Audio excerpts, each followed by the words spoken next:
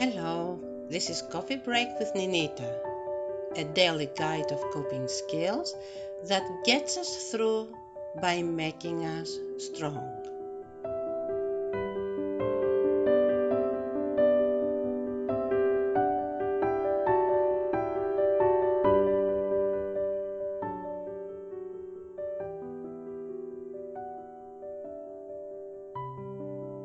We meet someone, we share common interests with that person, we start falling in love with that person, and we see that the other person also shares the same feelings with us.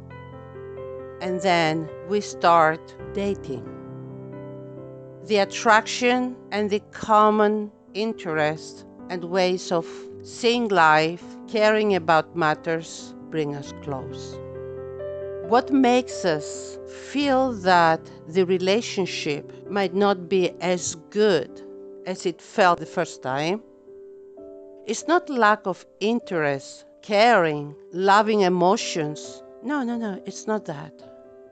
It is our individual ways of coping and dealing and reacting to challenges and adversities and problems that come along. It is the difficulties and how they impact us, collectively or individually, that brings a new dimension to our relationship with a loved one. And the way we cope with these difficulties has nothing to do with who we are, how much we care for each other. None of this. It has to do with how we learn growing up to deal with challenges. You see, when we are not experiencing challenges, we act the way we are. Funny, interesting, loving, things like that. And when the challenge shows up, then we reveal exactly that. The how we know to deal with adversities, with difficulties, with disappointments, with challenges.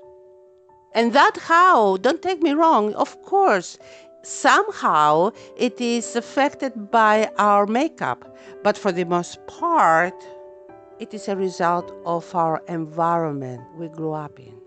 It is learned.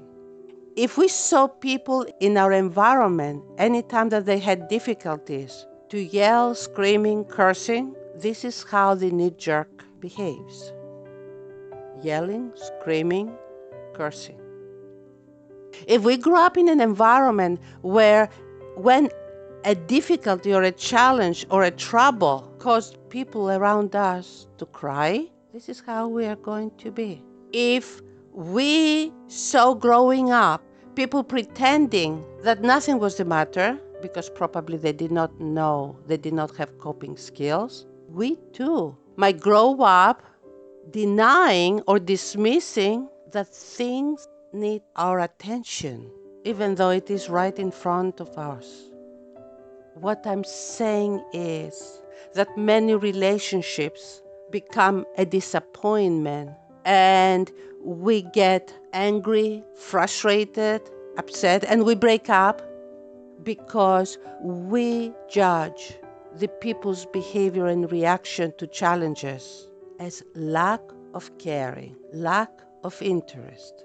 And that is not the case. It is pretty much what these people, what we all experience in our families, in our parents, in our environment, as they are dealing with adversities, difficulties, and challenges, because life is going to have difficulties no matter how much we try to make sure that if we plan things right, we will avoid bad times.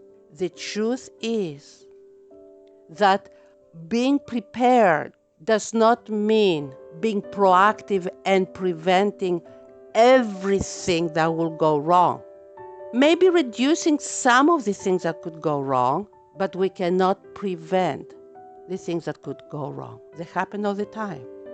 What we do, however, need to focus on, and this is what we are going to do this week, is focus not on preventing bad things from happening, but preparing ourselves to deal with bad things as they're happening in a calm and collective way.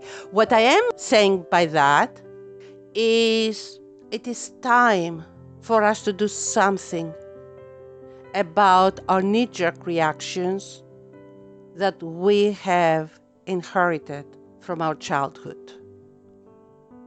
It is time not to let those knee-jerk reactions complicate bad times when bad times come.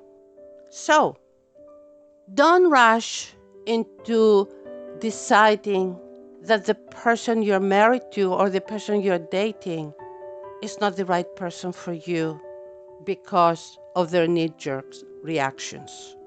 Because the knee-jerk reactions can be changed with love, patience, with asking for forgiveness, and with giving forgiveness.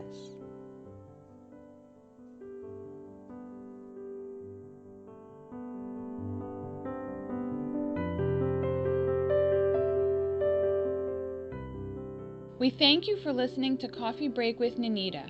Our goal is to help our StayWHOLE community work through their challenges. Please join this cause by supporting us on Patreon. You can do that for the price of just 1 cup of coffee per month. Just click on the Patreon link in the podcast description below, or simply visit us at www.patreon.com/StayWHOLE. We appreciate you and hope we can help you stay whole.